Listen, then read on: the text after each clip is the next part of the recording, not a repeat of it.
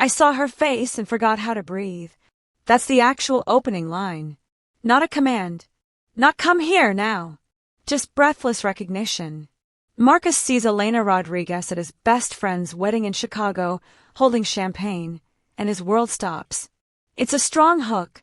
You want to know who this woman is, and why she has this effect on him. But then something interesting happens. The story doesn't maintain that momentum. Instead, it shifts gears completely. We get Marcus's biography, his age, his advertising job in downtown Chicago, his complaints about work-life balance that nobody actually achieves, his career trajectory. Then Elena's background. She's his neighbor in apartment 4C. He lives in 4A. They see each other twice a week in the hallway, at the mailboxes, waiting for the elevator. She's always dressed nicely, always seems like she has somewhere important to be. She runs a consulting business. They exchange polite hellos and nothing more. This goes on for about 800 words before we return to the wedding scene. For a story titled with urgency and command, this is a deliberately slow burn. And that's the first major structural choice worth examining. The writer is creating a specific kind of tension through withholding. These aren't strangers meeting for the first time. They're familiar strangers who've been orbiting each other for months, carefully not acknowledging what's been building in those hallway glances.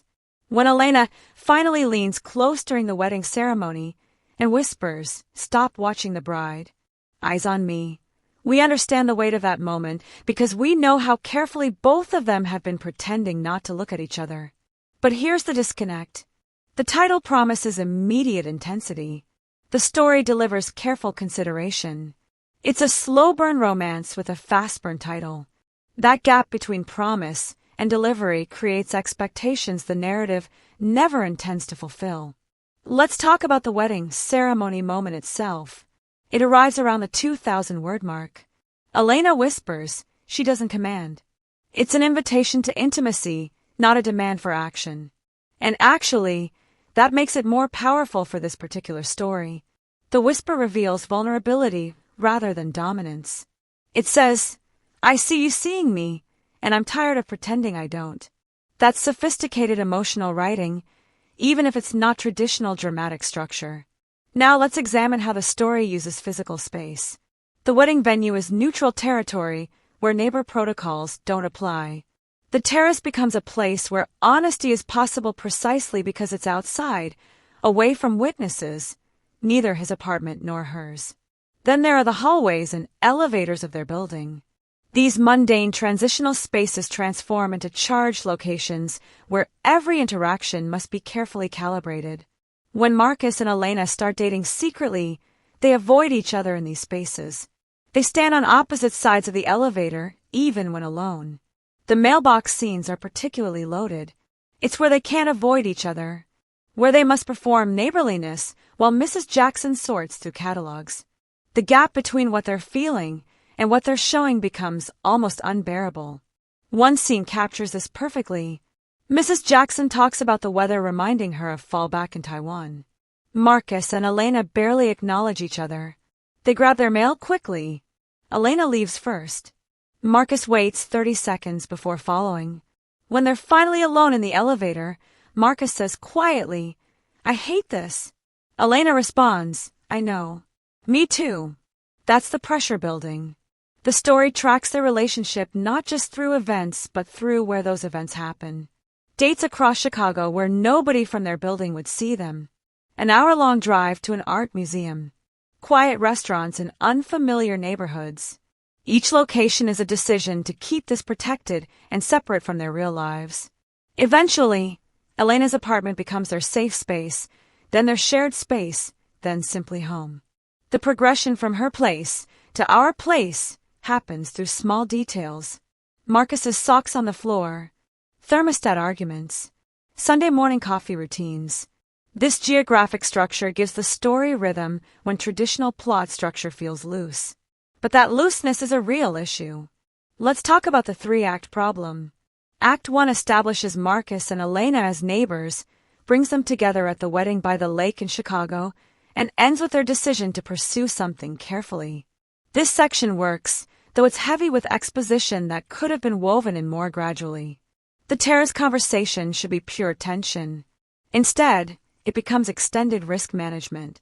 Elena explained she noticed Marcus months ago because he holds doors and asks about her day. She dated someone from work years ago.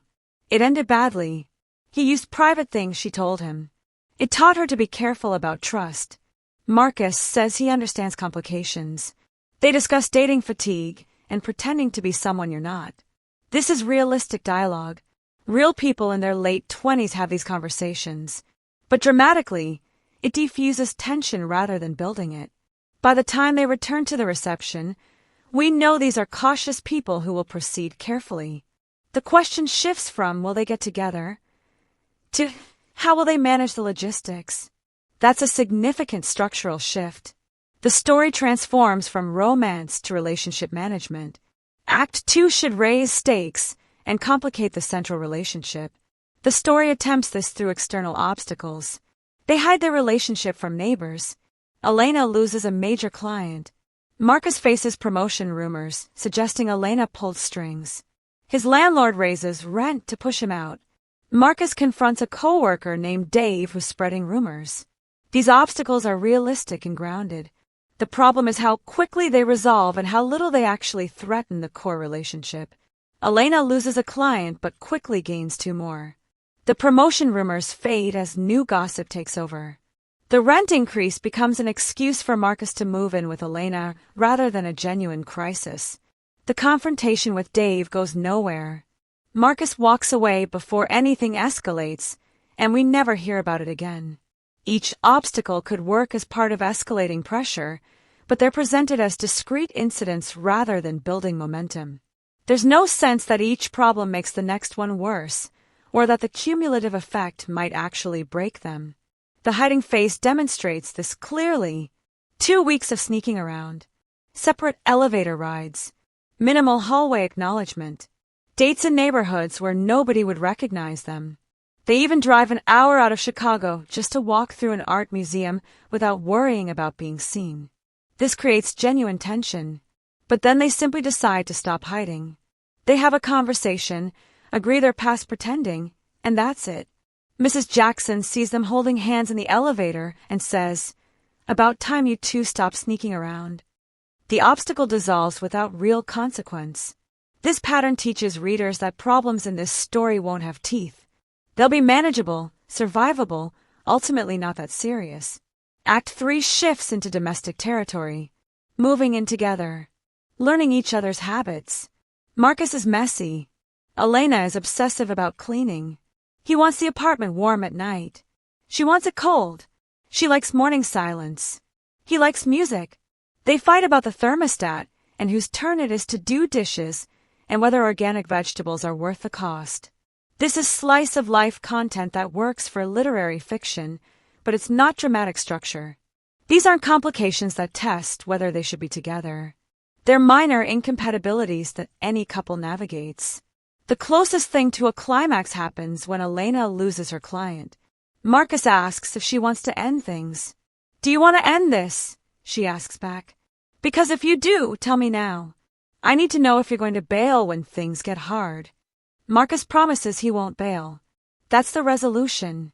The moment works emotionally, but structurally, it's a crisis that resolves itself through conversation rather than action or sacrifice. Every strong narrative needs a moment where everything hangs in the balance, where the protagonist must make a choice that will determine the outcome. This story never provides that moment. Instead, it offers a series of medium-sized problems that characters solve through reasonable discussion. Traditional romance structure includes what's called the black moment, the point where it seems like the relationship is truly over. The airport chase, the public declaration, the grand gesture that proves love conquers all. This story deliberately avoids that structure. That's a valid choice for realistic romance, but it means the narrative lacks a clear peak toward which everything builds. What would a real climax look like here? Maybe Elena gets offered a major opportunity requiring her to relocate from Chicago to New York. Something that forces both characters to choose between professional ambition and personal happiness. Or Marcus's promotion requires him to manage an account that competes directly with Elena's business, creating genuine ethical conflict. Or building management threatens to evict one of them for violating relationship clauses, forcing them to fight publicly for their right to be together. Any of these would create stakes high enough to justify the story's length and provide a true test of whether the relationship can survive real pressure. But that's not the story being told. This story chooses realism over drama, which makes for pleasant reading but weak structure. There's another significant issue: the pacing. Some moments are rendered in extensive detail: the wedding ceremony, the terrace conversation, the first dinner in Elena's apartment. Others are dispatched in summary. "We talked for 2 hours that night," appears multiple times. But we're rarely shown what those conversations contain beyond their emotional outcomes. The secret relationship phase covers 2 weeks but receives only a few scenes. Their adjustment to living together spans months but gets summarized in a few paragraphs about thermostat disagreements. The final section, set in late spring after they've been together at least 6 months, covers significant time in very little space. This creates a strange effect where the story feels simultaneously too long and too short. Too long because so much time is spent on extended conversations that don't dramatically change anything. Too short because major developments, moving in together, establishing their life as a couple, integrating their social circles, happen off-page or in rapid summary. Strong narrative structure requires choosing which moments to dramatize based on their importance to the story's emotional and dramatic arc. This story sometimes chooses wrong. It spends extensive time on conversations that establish what we already know while glossing over moments that could provide real drama or character development. For example, we spend significant time on Marcus and Elena discussing whether to date carefully. But we never see Marcus tell his best friend Kevin about dating Elena. We never witness Elena's conversation with her sister where she realizes she's happy for the first time in years. We only hear about it secondhand. We never see the moment when Marcus's coworkers first realize he's dating someone or when Elena's clients ask about her personal life. These missing scenes represent opportunities for conflict, humor, vulnerability, and character development. By summarizing them or skipping them entirely, the story loses chances to build emotional architecture through shown experience rather than told reflection. There's also the question of character agency. How much do characters drive action versus simply responding to it? Marcus and Elena are reactive throughout most of this narrative. Things happen to them, and they discuss how to handle those things. But they rarely make bold choices that create new complications or opportunities. Elena's "stop watching the bride" moment is the notable exception. It's proactive. It changes everything. But after that, both characters primarily respond to external circumstances. They hide because it seems wise. They stop hiding because hiding feels bad. Marcus moves in because his landlord raises rent. They tell people about their relationship because they're tired of sneaking around. None of these are bad reasons for making these choices, but dramatically, they create passive structure.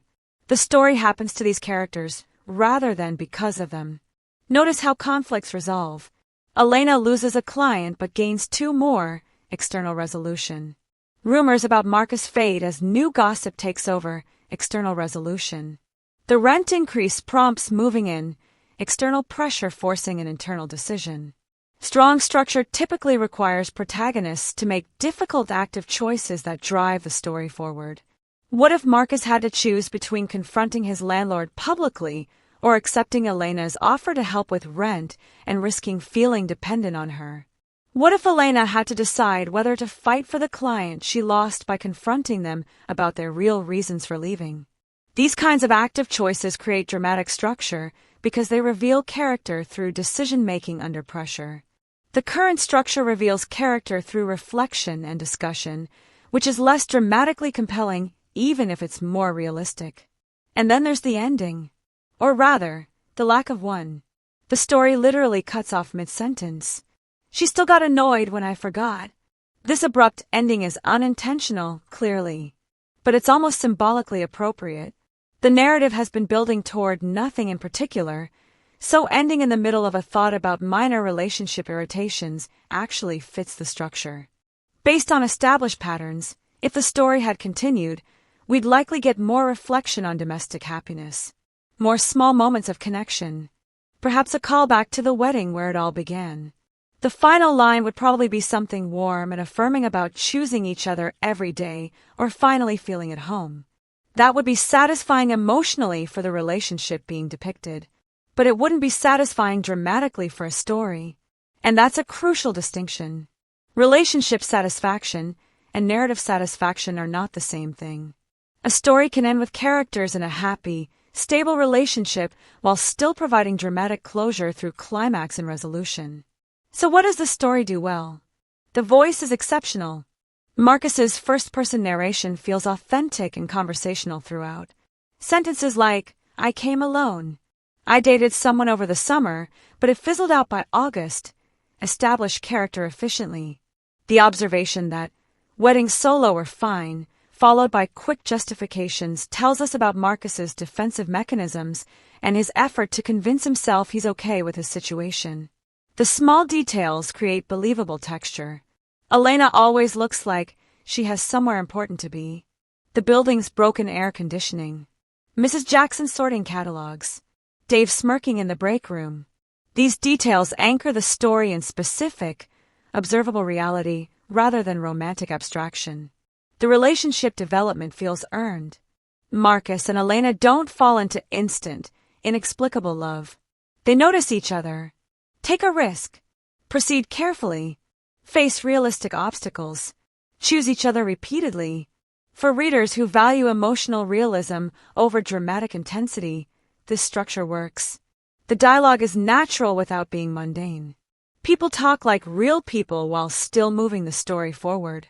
The terrace conversation, while structurally problematic for diffusing tension, is beautifully written as dialogue. Elena's admission that, "I'm tired of being alone, but I'm also tired of pretending," rings true. There's thematic consistency around being truly seen. "Eyes on me" functions as both literal request and metaphor. Marcus and Elena both want to be seen as they are, not as professional personas or hallway acquaintances. Their relationship is built on that mutual recognition. The story knows what it wants to say about intimacy and vulnerability and the courage required to let someone see you completely. It just struggles with how to structure that message into satisfying dramatic shape. Here's what's fascinating about analyzing this piece. It reveals the tension between two kinds of storytelling. There's the story that prioritizes emotional authenticity, that values realistic character development over dramatic peaks and valleys. And there's the story that prioritizes narrative momentum, that understands readers need escalating stakes and decisive climactic moments. This story wants to be the first kind, but has a title that promises the second. That fundamental disconnect creates most of its structural problems. The title, "I saw her at the party, then she said, 'Come here now,' suggests immediate intensity, bold action, commanding chemistry. The actual narrative delivers careful consideration, gradual trust building, and thoughtful partnership. Both are valuable things to write about. They're just not the same story. The structural analysis reveals a narrative that knows how to create believable characters and realistic relationships, but struggles with traditional dramatic architecture. It lacks a clear climax. It resolves conflicts too easily. It relies heavily on summary rather than scene. It features reactive rather than proactive protagonists. But here's the thing. These aren't necessarily failures. They're choices that prioritize emotional realism over dramatic intensity. For readers seeking the story the title promises, this narrative will feel slow and anticlimactic. For readers seeking a realistic portrayal of adults navigating relationship complications, it will feel authentic and satisfying despite its structural looseness. The challenge is that the title sets expectations for one kind of story while delivering another. The bones of something strong are here. Compelling voices, believable chemistry, authentic obstacles, thematic coherence around vulnerability and recognition. The writing itself is often lovely, especially in small observational details and in dialogue that sounds like real people talking. What's missing is the framework to support all that good material. The story needs either tighter dramatic structure to match its title's promise, or a different framing that sets appropriate expectations for the realistic relationship study it actually is. Currently, it exists uncomfortably between those two possibilities. And that uncomfortable middle ground is perhaps the most significant structural issue of all. The story wants to be literary fiction about real people making careful choices, but it's packaged as commercial romance where bold declarations drive immediate action. Neither approach is wrong, but trying to satisfy both audiences means it doesn't fully satisfy either. That's the core structural problem. Not that the writing is bad, not that the characters are unbelievable, not that the relationship doesn't work, but that the story doesn't know what kind of story it wants to be, and that uncertainty shows in every structural choice from pacing to climax to ending.